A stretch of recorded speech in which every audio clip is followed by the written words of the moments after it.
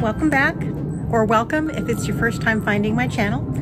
I make videos about saving money, making money, and living life on your own terms, and being as healthy as possible.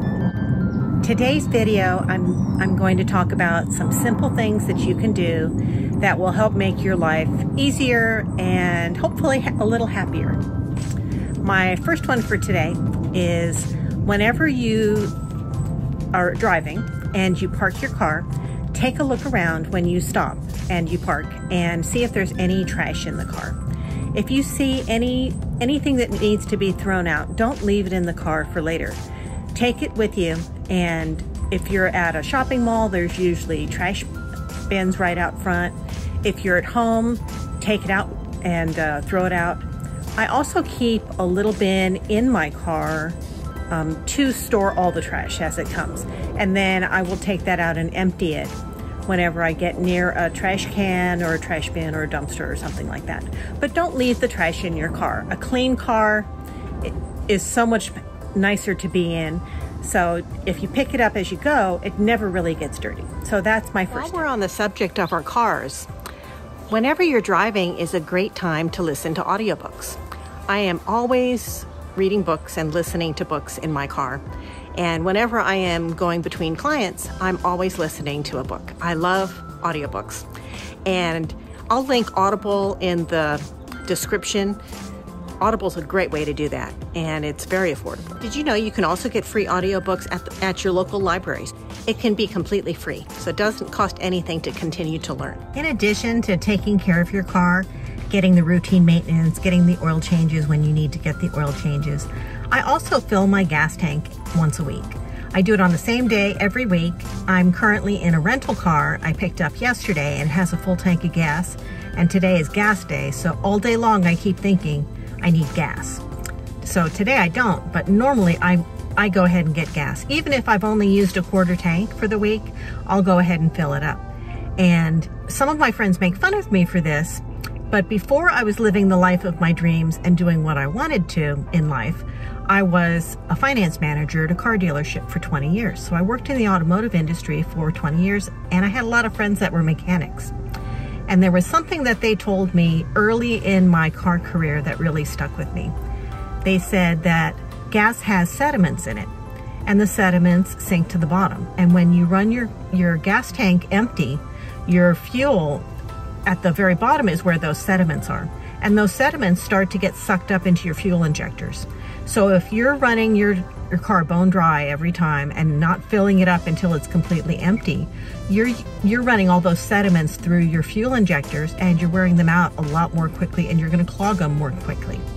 So if you keep your tank fuller, then you're using the gas at the top that's cleaner. And so I just always keep mine full. That's the first reason. The second reason is I've lived in places, currently I live in a place that is subject to multiple types of natural disasters. California has forest fires, we have earthquakes, we've got, gas stations could be closed. If you have a natural disaster or a gas station issue, it's nice to know that you're not out of gas when you're looking for a gas station. I've also lived in places that had a lot of tornadoes when I lived in Arkansas and Mississippi. So I just have the habit of keeping my tank full, and that way if I meet a natural disaster and I have to evacuate quickly, I don't have to go stand in line and wait for my turn to fill up my tank. And I don't have to worry that the gas station could run out of gas. I'm already ready. I can at least get as far as a tank of gas before I have to worry about it. And so that's just a habit that I've had for many years, and it gives me a little bit of peace of mind. I never have to worry about running out of gas. When I was in my 20s, I would run my car empty, and I did actually run out of gas a couple times. So I don't do those foolish things anymore. I love running my vacuum every day. The fur situation around here is very real. And having a little robot vac that I got for free on the Buy Nothing group really comes in handy. Now, the doggies don't love it so much, but they're the reason I have to vacuum every day. So they're just gonna have to deal with it. When my kids were little and they were still living at home, Sometimes the house would get out of control. We would have dishes piled up that we didn't clean up quickly enough, or shoes would be left all over the living room floor, or they would take their jackets and coats off and drop them. And one thing that I did that really helped us out a lot was we would do 15-minute cleanups. I would set a kitchen timer for 15 minutes, and everybody in the house, the kids, mom, dad, everybody would pitch in and just start cleaning. As we got better at this, I would assign rooms, and I would say, okay, you've got the kitchen, and you've got the dining room, and you've got the bathroom, and believe it or not, we could get the whole house pulled together in about 15 minutes if everybody pitched in. So a 5 to 15 minute cleanup on a daily basis will really help your house stay tidy. Now that I don't have kids living in the house anymore, I'll often do a 15-minute declutter. And if I feel like I'm getting too many things in one category, I'll set my trusted timer again, and I will just work on whatever area is too cluttered for 15 minutes. And I can get a closet cleaned out in 15 minutes. I can get my drawers cleaned out. I can get filing cabinets cleaned out. You can get so much done in 15 focused minutes. So I highly recommend a 15-minute block of time to get cleaning or decluttering tasks done. This next tip that I have is one that I got from my mother. Whenever my mom would start dinner or lunch, or any meal for that matter, she would fill the sink with soapy water, and as she was cooking and using knives or forks or bowls, she would wash them. She'd wash everything as we went. And we didn't have a dishwasher growing up, so by the time dinner was put on the table, the only dishes that we had to do after the meal were the dishes that we ate off of and maybe the final pot that was on the stove. And she always said that it's so much easier to clean as you go before the food gets baked on and stuck and dried. And she washed everything by hand back then. So she knew what she was talking about, and I've got in the habit of doing that as well. I have a dishwasher, but a lot of times I will have a sink full of soapy water, or I will just load things into the dishwasher as I'm done using them when I'm preparing a meal. And, you know, while you're waiting for something to simmer or cook, you can take your counters and wipe them down. And it makes the after dinner cleanup so much quicker when you clean as you go. Do you wait until laundry day to sort your laundry into dark and light and different types of things? I never do this.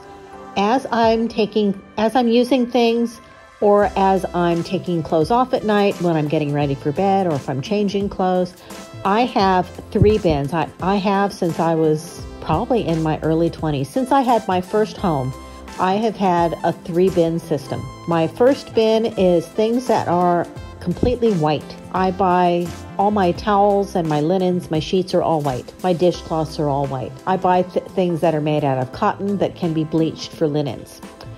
And my socks too. So t-shirts, cotton t-shirts, my socks, my towels, sheets, all of those types of things are able to be bleached.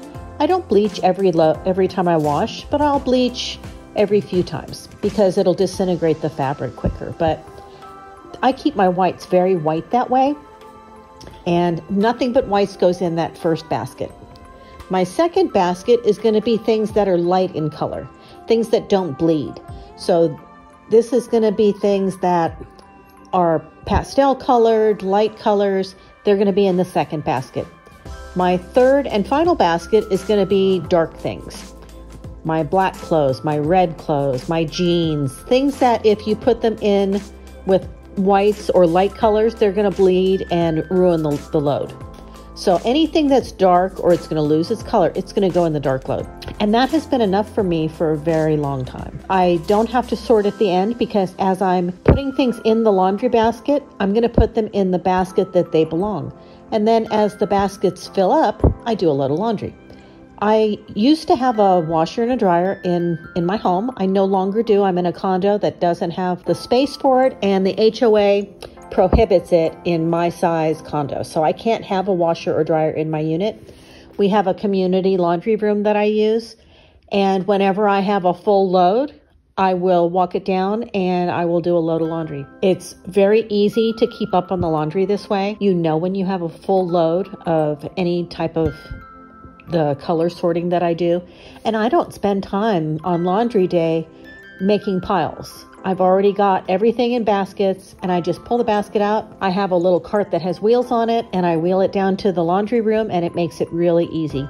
And because I do a load, maybe two sometimes, I'm never buried in laundry. The other tip that I have for laundry is do it completely. I don't do a load of wash and then wait a few hours and then dry it and then let it sit in the dryer overnight, because then your clothes get all wrinkled up. I wash it, I set a timer, I go back when it's time to move it, put it in the dryer, set another timer.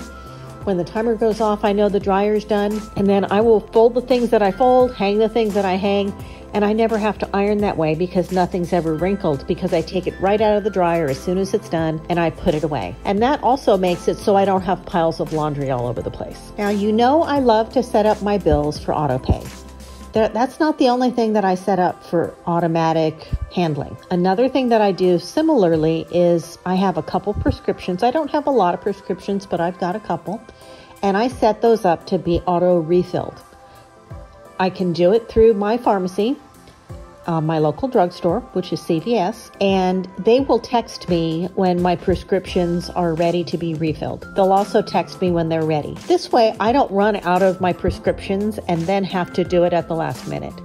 It keeps me on top of these things so I don't run out of required medication. My last tip for this video is to stay in touch with the people that you love. Don't get so busy in doing routine tasks that you forget what's really important. The most important thing in life is the people around us and the people that we love. Call someone you love every single day. Talk to another human. Don't just text or send messages or send memes or share funny videos. Actually talk to them, check in with them, see how they're doing, and get that human connection. I hope you have a great day.